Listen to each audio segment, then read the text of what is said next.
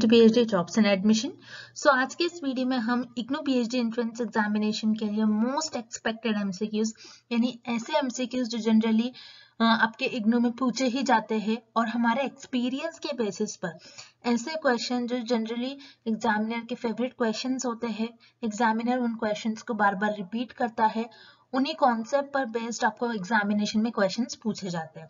सो याद रखना है, रिसर्च मेथोडोलॉजी आपके पेपर का 50% वेटेज होता है। 50 एमसीक्यूज आपको रिसर्च मेथोडोलॉजी से एग्जामिनेशन में पूछा जाएगा। तो आपको अच्छे तरीके से सारे एमसीक्यूज को देख लेना है। आपके जो भी डाउट्स है, आपके जो भी क्वेश्चंस है, आप मुझे कमेंट सेक्शन में पूछ सकते हो। उसी के साथ साथ जैसे कि आपको पता है, रिसर्च मेथोडोलॉजी के लिए आपका पेपर 1 होता है, हर एक स्टूडेंट्स के लिए कॉमन होता है। जिस भी सब्जेक्ट में आप पीएचडी करोगे तो आपके लिए research methodology is common for all. तो इसीलिए हमने आपके लिए एक पेड व्हाट्सएप ग्रुप बना रखा है और उसी के साथ साथ आपको हम रिसर्च मेथोडोलॉजी का कंप्लीट कोर्स प्रोवाइड करते हैं। आपको रिसर्च प्रपोजल, आपको रिपोर्ट किस तरीके से लिखना है, रिसर्च के बाद के स्टेप्स, आपको किस तरीके से आपके पीएचडी में किस तरीके से आपको सारे स्टेप्स फॉलो करना है, सारे गाइडलाइंस हम आपको यहाँ पर हमारे कोर्स में प्रोवाइड करते हैं। तो आपको जल्द से जल्द हमारे स्क्रीन पर दिए गए नंबर पर कांटेक्ट करना है या फिर आप हमारे ऐप के थ्रू भी स्टडी मटेरियल को एक्सेस कर सकते हो, जिसके लिए लिंक हम आपको comment section as well as description box में भी प्रोवाइड करते हैं। So that's it and let's begin with today's lecture. So MCQ से स्टार्ट करने से पहले मैं आपको बता दूं कि डीयू यूनिवर्सिटी के पीएचडी एंट्रेंस एग्जामिनेशन में टोटल आपको 50 एमसीक्यूज पूछा जाता है। 50 एमसीक्यूज जो होता है आपको, उसमें एक क्वेश्चन जो होता है, एक एमसीक्यूज जो होता है 4 मार्क के लिए होता है। तो उस तरीके से आपका टोटल पेपर 200 मार्क्स का होता है, जिसमें 100 मार्क्स आपका रिसर्च मेथोडोलॉजी पर बेस्ड होता है और रिमेनिंग 100 आपका सब्जेक्ट स्पेसिफिक होता है। तो 100 मार्क्स फॉर रिसर्च मेथोडोलॉजी आपको पूछा जाएगा। सो रिसर्च मेथोडोलॉजी के लिए मैं आपको बता दूं, यहाँ पर हम आपको कंप्लीट कोर्स प्रोवाइड कर रहे हैं और आपको एग्जामिनेशन में भी सिर्फ एग्जामिनेशन को क्वालिफाई करने के लिए मिनिमम 100 मार्क्स आपको एग्जामिनेशन में लेकर आना ही है। तो मैं आपको बता दूं, हमारे कोर्स के थ्रू आप इजीली पासिंग मार्क्स स्कोर कर सकते हो, यानी 100 में से 85 टू 90 मार्क्स तक आपको हम गारंटी के साथ कहते हैं कि आपको एग्जाम में आ सकता है। हमारा ये 90% गारंटीड कोर्स है, जिसमें जैसे कि आप स्क्रीन पर देख सकते हो, हम आपको वीडियो लेक्चर्स प्रोवाइड करते हैं, जो कि थियोरी एमसीक्यूज दोनों वीडियो लेक्चर्स है। मॉक टेस्ट है, टोटल 10 मॉक टेस्ट है। देन उसके बाद नोट्स हम आपको प्रोवाइड करते हैं and 1500 plus revision MCQs PDF. और ये जो सारा कोर्स है आपको दोनों लैंग्वेज में देखने मिलेगा, Hindi as well as in English. तो काफी, जैसे कि मैंने आपको कहा, 90% हमारा जो कोर्स है वो हमारा जो है टेस्टेबल कोर्स है। 90% स्टूडेंट्स हमारा हर टाइम, सारे जो यूनिवर्सिटी के लिए होता है, 90% एंड अबव रिजल्ट होता है। तो याद रखना है, ज्यादा टाइम वेस्ट नहीं करना है। आपके एग्जामिनेशन की भी डेट रिलीज हो चुकी है, तो आपको जल्द से जल्द हमारे कोर्स को परचेस करना है। परचेस करने के लिए स्क्रीन पर जो आपको नंबर नजर आ रहा है, उस पर व्हाट्सएप के थ्रू आपको हमें कांटेक्ट करना है या फिर आप हमारे ऐप के थ्रू भी स्टडी मटेरियल को एक्सेस कर सकते हो, जिसके लिए लिंक मैंने आपके साथ नीचे comment section as well as description box में भी शेयर कर रखा है। So that's it and let's begin with the MCQs.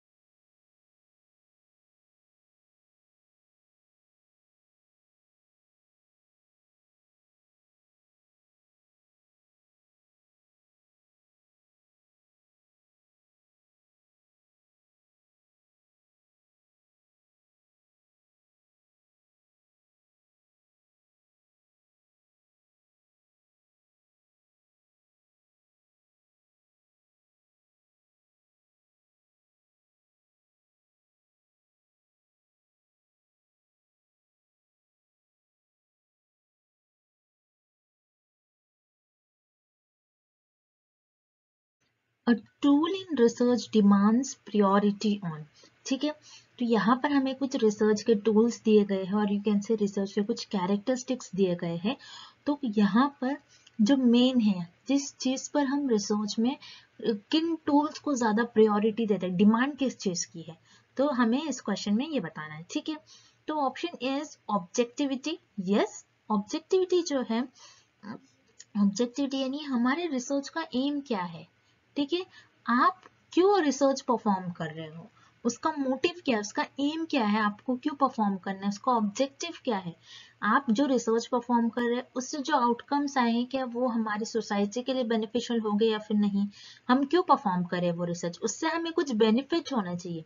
तो यही होता है ऑब्जेक्टिविटी। यस, रिसर्च हम इसीलिए परफॉर्म करते कि वो एक ऑब्जेक्टिव हो, ठीक है, उसका पीछे कुछ मोटिव हो, उसके पीछे कुछ एम हो। तो yes, it is very important. और जो ऑब्जेक्टिविटी टूल है रिसर्च में, हम इसको बहुत ज्यादा प्रायोरिटी देते हैं, ठीक है। देन साइक्लिकलिटी। साइक्लिकलिटी क्या होता है, जैसे कि आपको पता है रिसर्च को जो मेथड है, रिसर्च एक साइक्लिक प्रोसेस है, जहां से आप स्टार्ट करोगे वहां पर एक पॉइंट पर आके वो एंड होता है। So yes, this is also very important कि आप कैसे मेथड्स यूज कर रहे हो, किस तरीके से आप रिसर्च परफॉर्म कर रहे हो, साइक्लिकलिटी होनी चाहिए आपकी रिसर्च में।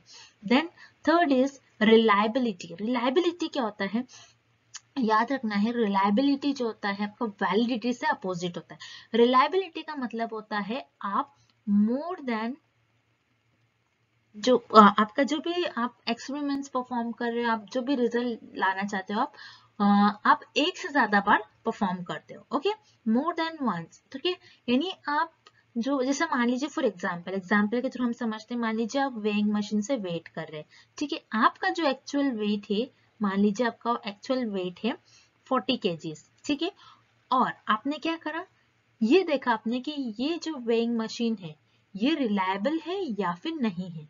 तो आपने क्या करा, इसी वेट मशीन से आपने 3 टाइम्स वेट करा, ठीक है, 3 टाइम्स वेट करा। तो फर्स्ट टाइम आपका रिजल्ट आ रहा है 38, सेकेंड टाइम अगेन 38, अगेन 38। तो यहाँ पर ये जो रिजल्ट है, आपका जो वेट है ये प्रॉपर एक्यूरेट वेट तो नहीं दिखा रहा, लेकिन हर बार आप जब टेस्ट कर रहे हो तो ये क्या हो रहा है, आपका सेम रिजल्ट बता रहा है, ठीक है। लेकिन वैलिडिटी जो होती है ये इसका अपोजिट होता है। वैलिडिटी क्या होती है, जो आपका एक्चुअल मेजरमेंट है वही ये मशीन बताए, तब हम कहेंगे कि वो रिसर्च वैलिड है, ठीक है। रिलायबिलिटी यानी आप देख रहे हो कि रिजल्ट रिलायबल आ रहा है या फिर नहीं, आप बार बार चेक कर रहे हो उसको, ठीक है, ये होता है आपका reliability. Very important, again very important characteristics और very important tool in research. So यहाँ पर सारे जो है हम इसको रिसर्च में, सारे टूल्स को हम रिसर्च में हाई प्रायोरिटी पर रखते हैं। तो इसीलिए इस क्वेश्चन का आपका राइट आंसर हो जाएगा option D, all of the above. Next, the normal distribution is the one which the value of. तो यहाँ पर हमें क्या पूछ रहा है कि एक आपके पास एक जो डिस्ट्रीब्यूशन, एक नॉर्मल डिस्ट्रीब्यूशन है, ठीक है, वेरी इंपॉर्टेंट। हमें क्वेश्चन में क्या पूछा जा रहा है वो आपको समझना है पहले। एक नॉर्मल डिस्ट्रीब्यूशन है, ठीक है, अगर एक नॉर्मल डिस्ट्रीब्यूशन है तो उसमें, उस डिस्ट्रीब्यूशन में आपकी वेरिएंस, स्टैंडर्ड डिविएशन या फिर मीन, मीडियन एंड मोड, इसका क्या रिलेशन होना चाहिए, इसकी वैल्यूज क्या होनी चाहिए, ठीक है। तो नॉर्मल डिस्ट्रीब्यूशन क्या होता है आपको पहले ये पता होना चाहिए। तो यहाँ पर हम एक डिस्ट्रीब्यूशन ड्रॉ करते हैं, ठीक है, तो ये होता है आपका एक नॉर्मल डिस्ट्रीब्यूशन, ठीक है। इस डिस्ट्रीब्यूशन को आप क्या कहोगे, ये डिस्ट्रीब्यूशन क्या है, एक नॉर्मल डिस्ट्रीब्यूशन है। अब यहाँ पर जो सारे टर्म्स यूज करे गए आपके ऑप्शंस में, variance, standard deviation, mean, mode, median, तो ये सारे टर्म्स क्या होते हैं, आपको इसका मीनिंग पता होना चाहिए, तभी आप इस क्वेश्चन को सॉल्व कर पाओगे, ठीक है। तो ये डिस्ट्रीब्यूशन, डिस्ट्रीब्यूशन क्या होता है आपको पहले ये पता होना चाहिए। डिस्ट्रीब्यूशन क्या होता है, मान लीजिए हम क्या करते हैं रिसर्च में, पॉपुलेशन लेते हैं, पॉपुलेशन में से कुछ पार्ट लेते हैं जो कि हमारा सैंपल बन जाता है, ओके। पॉपुलेशन के कुछ पार्ट पर हम स्टडी करते हैं जो कि हमारा सैंपल बन जाता है। अब इसी सैंपल से हमको जो भी इंफॉर्मेशन मिलती है, उस इंफॉर्मेशन को हम क्या करते हैं, ग्राफिकल वे में रिप्रेजेंट करते हैं, उसी को हम कहते हैं नॉर्मल डिस्ट्रीब्यूशन, ठीक है। आई होप कि नॉर्मल डिस्ट्रीब्यूशन क्या होता है सभी को क्लियर है। देन अब उसके बाद यहाँ पर आपको देखना है इस डिस्ट्रीब्यूशन में फर्स्ट हम ऑप्शन देखते हैं जिसमें जो टर्म्स यूज करे गए, वेरिएंस एंड स्टैंडर्ड डिविएशन। तो पहले हम देखेंगे स्टैंडर्ड डिविएशन क्या होता है। स्टैंडर्ड डिविएशन यानी यहाँ पर आपका सेंट्रल में मीन होगा, यानी आपकी ज्यादातर वैल्यू जो आपके इस डिस्ट्रीब्यूशन की है इस पार्ट पर लाई करेगी, ठीक है। तो आपका जो डेटा है इस तरीके से स्प्रेड आउट है, ठीक है। तो स्टैंडर्ड डिविएशन बताता है आपका डेटा मीन से कितना स्प्रेड है, ठीक है। तो ये होता है आपका स्टैंडर्ड डिविएशन। अब वेरिएंस क्या होता है? वेरिएंस जो होता है आपका ये होता है स्टैंडर्ड डिविएशन का स्क्वायर, ठीक है। वेरी सिंपल, स्टैंडर्ड डिविएशन यानी आपका डेटा मीन से कितना स्प्रेड है, ठीक है। और वेरिएंस क्या होता है? स्टैंडर्ड डिविएशन का स्क्वायर। देन मोड, मोड क्या होता है? आपके डेटा में जो सबसे ज्यादा बार वैल्यूज रिपीट हो रही है। मीडियन होता है आपके डेटा की सेंट्रल वैल्यू, ठीक है, सेंटर या फिर मिडिल वैल्यू। एंड मीन क्या होता है? आपके डेटा का एवरेज वैल्यू, ठीक है। तो याद रखिएगा जब भी आपका डिस्ट्रीब्यूशन एक नॉर्मल डिस्ट्रीब्यूशन है तो देखेंगे आप, अगर मैं इस ग्राफ को दो इक्वल पार्ट्स में कट कर दूं तो ये मेरा हो जाएगा सेंट्रल पार्ट, ठीक है। ये मेरा क्या होगा? सेंट्रल पार्ट, जिसे हम कहते हैं मीडियन। मीडियन यानी सेंटर, तो ये हो जाएगा आपका मीडियन इस केस में। मीन भी इधर ही आएगा क्योंकि आपकी ज्यादातर वैल्यूज किस एरिया में लाई कर रही है? इस एरिया में, ठीक है। तो ये क्या हो गया आपका? ये भी होगा आपका मीन हो गया, ठीक है। अब मोड क्या होता है? मोड कि आपकी ज्यादातर वैल्यू किधर लाई कर रही है, ठीक है। ज्यादातर वैल्यू यानी जैसे मान लीजिए आपके पास एक इंफॉर्मेशन है, आपके सैंपल की इंफॉर्मेशन कुछ इस तरीके से कि आपने 7th स्टैंडर्ड के स्टूडेंट्स के कुछ अपने 5 स्टूडेंट्स के कुछ स्कोर्स लिए, किसी के 80 है, किसी के 85 है, एक स्टूडेंट्स के अगेन 80 है, देन दूसरे के अगेन 80 है और किसी का 89 है। तो जैसे कि आप देख रहे हो यहाँ पर इस डेटा में 80 जो वैल्यू सबसे ज्यादा बार रिपीट हो रही है, तो यहाँ पर लाई करेगी आपकी 80 वैल्यू, ठीक है। तो आपका जो है मोड भी इसी एरिया में लाई करेगा। तो याद रखना है जब भी आपका डिस्ट्रीब्यूशन एक नॉर्मल डिस्ट्रीब्यूशन हो तो उस केस में आपके जो मीन की वैल्यू होगी, मीडियन की वैल्यू होगी और मोड की वैल्यू होगी, ये क्या होगी आपकी? सेम होगी, ठीक है। तो इसीलिए इस क्वेश्चन का करेक्ट ऑप्शन हो जाएगा option C, mean, median and mode क्या हो गया इस केस में? सेम, ठीक है। नेक्स्ट, तो अगेन इस क्वेश्चन में हमें बताया जा रहा है कि पूछा जा रहा है कि मीन, मीडियन एंड मोड ये क्या होते हैं, ठीक है। सो मीन, ठीक है, मीन यहाँ पर क्या होगा और मीडियन एंड मोड ये तीनों भी क्या होते हैं? वेज ऑफ सैम्पलिंग होते हैं। नहीं, जैसे वेज ऑफ सैम्पलिंग का मतलब क्या हो जाएगा? Types of sampling. ये सैंपल कलेक्ट करने का मेथड नहीं होता है आपका, ठीक है। तो मीन, मीडियन एंड मोड क्या होते हैं? ये होते हैं आपके मेजर्स ऑफ सेंट्रल टेंडेंसी, ठीक है। यानी आपने जो भी इंफॉर्मेशन, जो भी आपके मेजर्स है वो आप किस तरीके से आपको मिल रहे हैं वो मेजरमेंट्स, ठीक है, वो आपके ग्राफ की सेंट्रल टेंडेंसी को रिप्रेजेंट करता है। मीन कितनी ज्यादा वैल्यूज आपकी कहाँ लाई कर रही है, ठीक है। एवरेज वैल्यू, एवरेज स्टूडेंट्स की वैल्यू कहाँ लाई करेगी, ठीक है। फॉर एग्जांपल यहाँ पर हमने कुछ स्टूडेंट्स का अगर डेटा लिया है तो यहाँ पर मीन क्या होगी इस केस में कि मीन आपकी एवरेज वैल्यू होगी, मीडियन सेंट्रल वैल्यू होगी, मोड सबसे ज्यादा बार जो रिपीट हो रही है। तो इसे हम कहते हैं मेजर्स ऑफ सेंट्रल टेंडेंसी, जो आपकी ग्राफ की सेंट्रल टेंडेंसी को मेजर करे, ठीक है, ना कि आपके मेजर्स ऑफ डिविएशन। डिविएशन यानी आपका ग्राफ किस तरीके से डिविएट है, क्या लेफ्ट साइड में डिविएट हो रहा है, क्या राइट साइड में डिविएट हो रहा है, तो इसे हम कहते हैं measures of deviation. Measures of control tendency no, यहाँ पर आप ये नहीं बता रहे हो कि आप किस तरीके से आपकी टेंडेंसी को कंट्रोल कर रहे हो। तो यहाँ पर जो है मीन, मीडियन एंड मोड जो है मेजर्स ऑफ सेंट्रल टेंडेंसी है, ठीक है। Very simple question. तो यहाँ पर ना ही वेज ऑफ सैम्पलिंग है, ना ही मेजर्स ऑफ डिविएशन है, ना ही मेजर्स ऑफ सेंट्रल टेंडेंसी है। तो इसीलिए आपके इस क्वेश्चन का राइट आंसर हो जाएगा option D, none of the above, ठीक है। Next, a type of probability sampling method, ठीक है। तो यहाँ पर इस क्वेश्चन में हमें क्या बताया जा रहा है कि कौन से ऑप्शन में हमें दिए गए ऑप्शंस में से कौन से ऑप्शन में हमें प्रोबेबिलिटी सैम्पलिंग मेथड का हमें टाइप दिया गया है, ये आपको बताना है, ठीक है। जैसे कि आपको पता है सैम्पलिंग में 2 टाइप्स ऑफ सैम्पलिंग मेथड होते हैं, एक होता है प्रोबेबिलिटी मेथड एंड सेकेंड होता है नॉन प्रोबेबिलिटी मेथड, ठीक है। प्रोबेबिलिटी मेथड क्या होता है?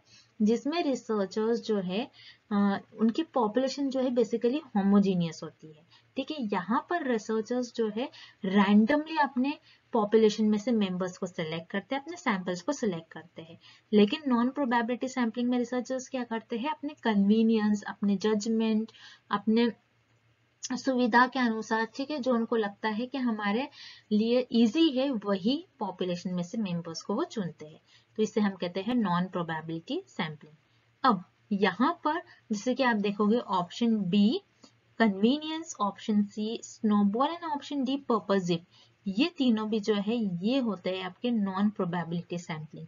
यानी कन्वीनियंस में आप क्या करते हो, रिसर्च अपने कन्वीनियंस के अकॉर्डिंग अपने पॉपुलेशन में से मेंबर्स को चुनते हैं। स्नोबॉल में क्या होता है, स्नोबॉल में रिसर्च अपने कन्वीनियंस के हिसाब से 2 to 3 मेंबर्स को सिलेक्ट कर लेंगे। अब इन्हीं जो मेंबर्स है जिनको रिसर्चर ने सिलेक्ट करा, इन्हीं मेंबर्स को बोलेंगे और आगे मेंबर्स लेके आओ, तो ये और आगे रिसर्च के लिए मेंबर्स लेके आएंगे, ठीक है। तो ये आगे और किसी और मेंबर्स को लेकर आएंगे। तो इस तरीके से स्नोबॉल सैम्पलिंग होती है, जिसे हम चेन सैम्पलिंग भी कहते हैं, ठीक है। देन उसके बाद है purposive. Again purposive sampling, word से ही मीनिंग है, रिसर्चर यहाँ पर अपने पर्पस के अकॉर्डिंग, उनका जो स्टडी का पर्पस है उसके ही अकॉर्डिंग पॉपुलेशन में से मेंबर्स को चुनेंगे। तो यहाँ पर कन्वीनियंस, स्नोबॉल एंड पर्पसिव ये जो होते हैं नॉन प्रोबेबिलिटी मेथड के टाइप होते हैं।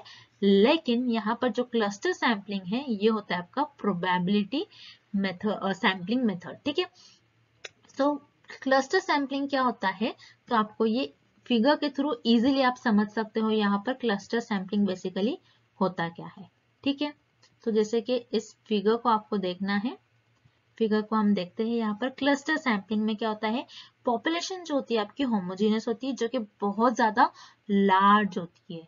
क्लस्टर्स यानी बहुत ज्यादा ह्यूज अमाउंट में, क्लस्टर्स ग्रुप्स, ठीक है। तो आप क्या करते हो, पॉपुलेशन में से आपके जो आप ग्रुप्स बनाते हो, बहुत ज्यादा पॉपुलेशन होती है, बहुत ज्यादा पॉपुलेशन क्या, जैसे मान लीजिए फॉर एग्जांपल यहाँ पे 3-3 का इन्होंने ग्रुप बनाया, आप किसी भी तरीके से बना सकते हो, 4-4 का बना सकते हो, 5-5 का बना सकते हो। तो इस तरीके से हमने क्या करा, बहुत ज्यादा पॉपुलेशन में से कुछ पॉपुलेशन को लिया और हमने यहाँ पर उनका क्लस्टर्स डिजाइन कर लिया, यानी उनका यहाँ पर हमने ग्रुप बना लिया, ठीक है। जैसे कि आप देख रहे हैं यहाँ पर 1 2 3 4 5 6 ग्रुप्स है। अब 6 ग्रुप में से हमने क्या करा, सिर्फ 2 ही ग्रुप को चुन लिया जो कि हमारा सैंपल बन गया। तो यहाँ पर आप एक एक मेंबर नहीं लोगे हर एक ग्रुप से, आपको होल क्लस्टर आपको सिलेक्ट करना है। जैसे कि यहाँ पर उन्होंने फर्स्ट क्लस्टर सिलेक्ट करा है एंड देन ये वाला क्लस्टर सिलेक्ट करा है।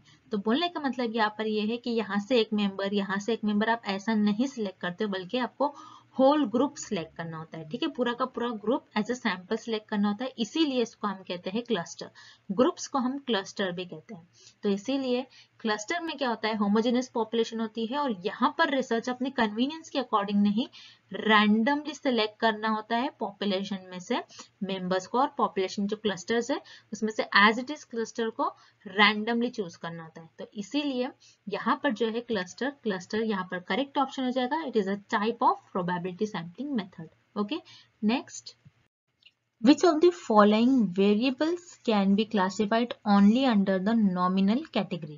तो यहाँ पर हमें कुछ पॉइंट्स गिवन है और हमें बताना है कि ये जो पॉइंट्स हमें दिए गए हैं इनमें से कौन से पॉइंट्स नॉमिनल कैटेगरी के अंडर बिलोंग करेंगे, ठीक है।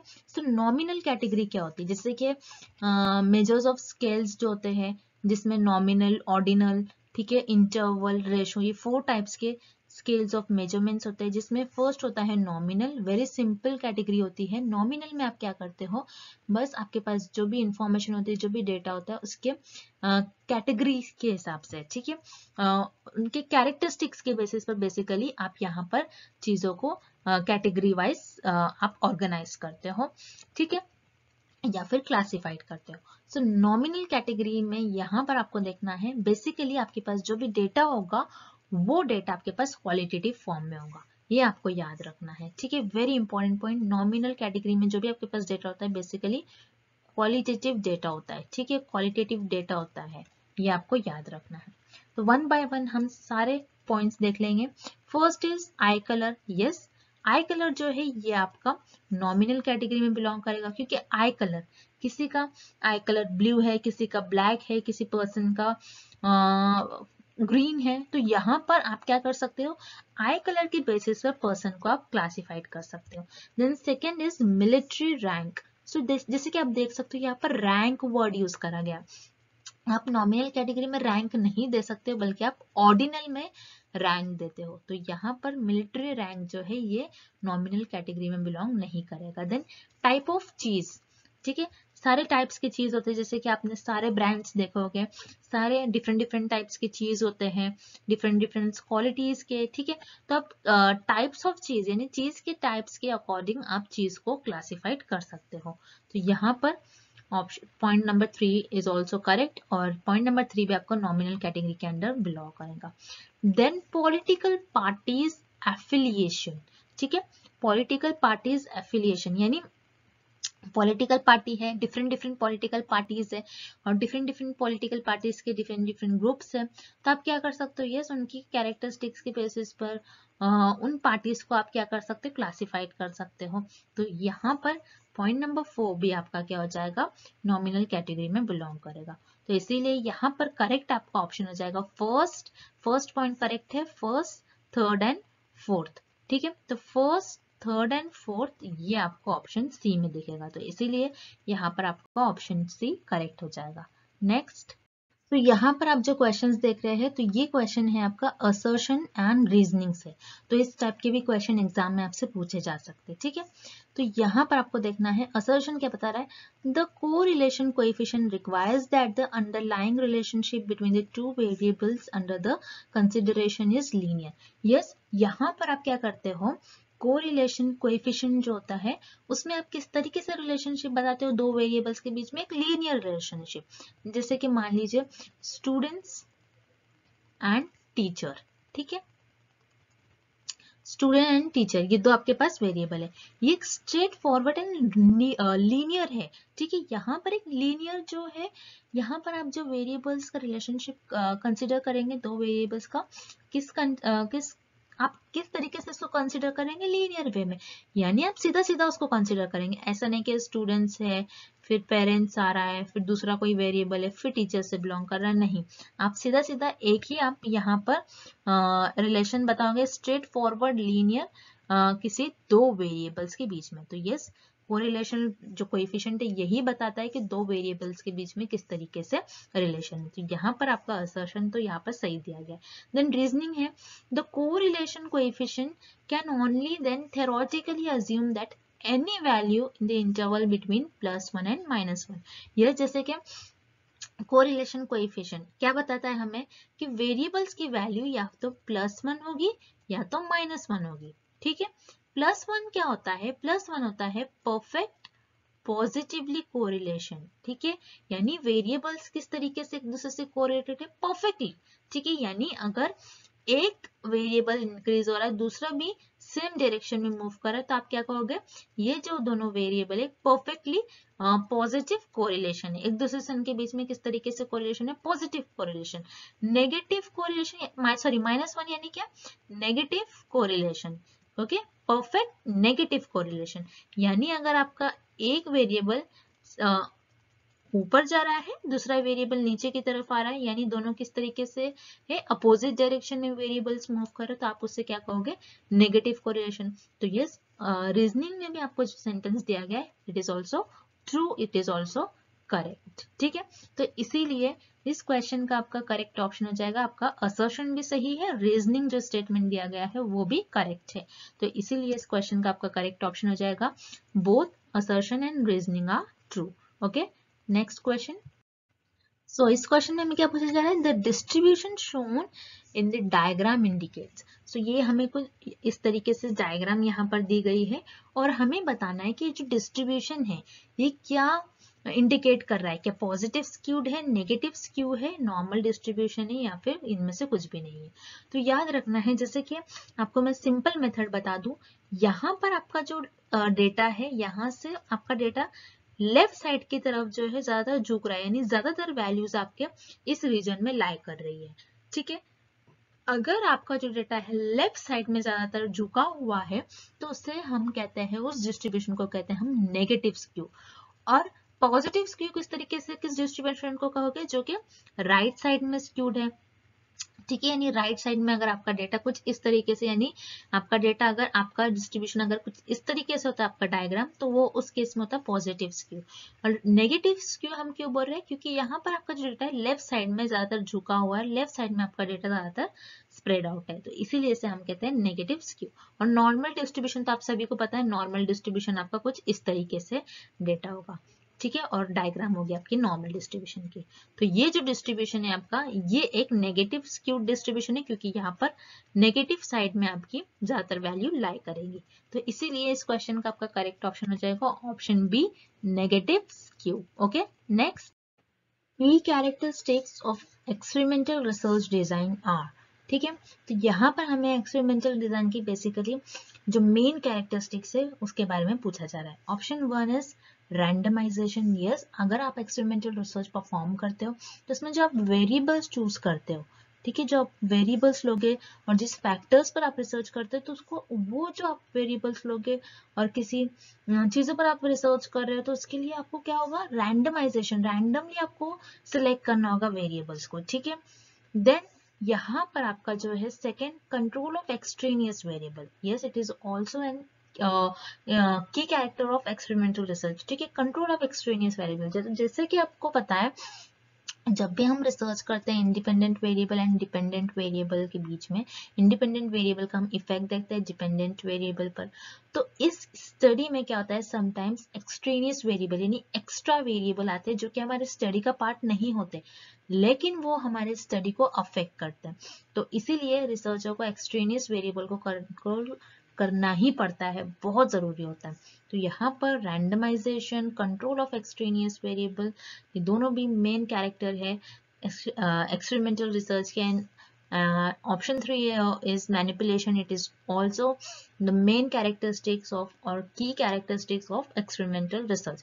ठीक है, मैनिपुलेशन क्या होता है, चेंजेस, हेर फेर करना। जैसे कि आपको पता है एक्सपेरिमेंटल रिसर्च में जो इंडिपेंडेंट वेरिएबल होता है, इसको रिसर्च अपने रिसर्च में क्या करते हैं, मैनिपुलेट करते हैं, यानी उसमें चेंजेस करते हैं, उसमें हेरफेर करते हैं, ये देखने के लिए वो किस तरीके से डिपेंडेंट वेरिएबल पर अपना इफेक्ट दिखा रहा है, अपना इफेक्ट दिखा रहा है। ठीक है, तो यहाँ पर basically randomization, control of extraneous variable and manipulation, ये जो तीनों भी है, ये रिसर्च में और एक्सपेरिमेंटल रिसर्च के मेन कैरेक्टरिस्टिक्स है। याद रखना आपको, एक्सपेरिमेंटल रिसर्च के की कैरेक्टरिस्टिक्स आपके तीनों भी होते हैं। तो इसीलिए इस क्वेश्चन का आपका करेक्ट ऑप्शन हो जाएगा option D, all of the above. Okay, next. ठीक है, तो यहाँ पर हमें इस क्वेश्चन में मैच करना है लिस्ट 1 को विथ लिस्ट 2। ओके, तो लिस्ट 1 हमें यहाँ पर क्या दी गई है, लाइकर्ट स्केल। लाइकर्ट स्केल जिसे हम 5 पॉइंट स्केल भी कहते हैं। ठीक है, लाइकर्ट स्केल क्या होता है, 5 पॉइंट स्केल। अब यहाँ पर जो टाइप्स ऑफ स्केल्स होते हैं आपकी लाइकर्ट, ठीक है, जो सारे टाइप्स ऑफ स्केल्स है, टिपेट टेबल क्या होता है, ये डिटेल में मैंने इन सारे टाइप्स ऑफ स्केल्स पर लेक्चर में आपको डिटेल में एक्सप्लेन करा है, तो आपको वो सेशन मेरा देखना है। ठीक है, तो लाइकर्ट स्केल क्या होते हैं, 5 पॉइंट स्केल होते हैं, जिसमें आप बताते हो कि आपको बेसिकली एक क्वेश्चनर दिया जाता है जिसमें लिस्ट ऑफ क्वेश्चंस होते हैं, जिसमें आपको बताना होता है कि आप अग्री हो रहे हैं उस स्टेटमेंट से, आप डिसअग्री हो रहे हो उस स्टेटमेंट से, या फिर आप अग्री हो, आप स्ट्रांगली अग्री हो या फिर नहीं हो। तो यहाँ पर आपके पास जो भी इंफॉर्मेशन होती है लाइकर्ट स्केल में, तो ये क्या होती है, क्वालिटेटिव टाइप के होते हैं, आपको उसमें अग्री या फिर डिसअग्री बताना होता है। ठीक है, तो लाइकर्ट स्केल ये क्वालिटेटिव अप्रोच होती है। तो फर्स्ट का हो गया हमारा third. Second, Tippett table. Tippett table क्या होता है, याद रखना आपको, टिपेट टेबल होता है आपका जिसमें आप 4 पॉइंट्स और 4 डिजिट नंबर जो है रैंडमली सिलेक्ट करते हो, तो इसे हम कहते हैं रैंडम सैम्पलिंग। क्योंकि क्या होता है, टिपेट टेबल में आप जो 4 डिजिट नंबर है उसको किसी भी तरीके से रैंडमली आप टिपेट टेबल, ऐसा होता है एक टेबल होता है जिसमें बहुत सारी 4 डिजिट नंबर्स की वैल्यू होती है। अब यहाँ पर अगर आप सैम्पलिंग मेथड यूज करिए या फिर कोई आप बेसिकली सैंपल्स पे रिसर्च करते हो, तो आप टिपेट टेबल से कुछ भी वैल्यू आप सिलेक्ट कर सकते हो रैंडमली। ठीक है, then after that quota sampling. ठीक है, कोटा क्या है, एक सैम्पलिंग है जिसके थ्रू आप रिसर्च में आपके सैंपल सेलेक्ट करते हैं, नॉन प्रोबेबिलिटी टाइप की सैम्पलिंग होती है कोटा सैम्पलिंग। देन यहाँ पर पॉइंट 4 है स्टैटिस्टिकल इन्फेरेंस। स्टैटिस्टिकल इन्फेरेंस यानी कुछ ऐसा आपके पास थ्योरी होगी, ठीक है, आपके पास कुछ स्टेटमेंट होगा जिसके बेसिस पर आप कुछ गेसेस दोगे, ठीक है, आप कुछ जजमेंट करोगे, ठीक है। तो स्टैटिस्टिकल इन्फरेंस बेसिकली क्या होता है, हाइपोथेसिस होता है, क्योंकि हम जैसे कि आपको पता है हाइपोथेसिस क्या होता है, हाइपोथेसिस बेसिकली रिसर्चर गेसेस करते हैं अपने नॉलेज के अकॉर्डिंग, उनको जितनी भी नॉलेज होती है उनके बेसिस पर वो गेसेस करते हैं और उसी गेसेस को अपनी रिसर्च में टेस्ट करते हैं। एक टेंटेटिव स्टेटमेंट होता है, तो उसी को हम कहते हैं स्टैटिस्टिकल इन्फरेंस, ठीक है।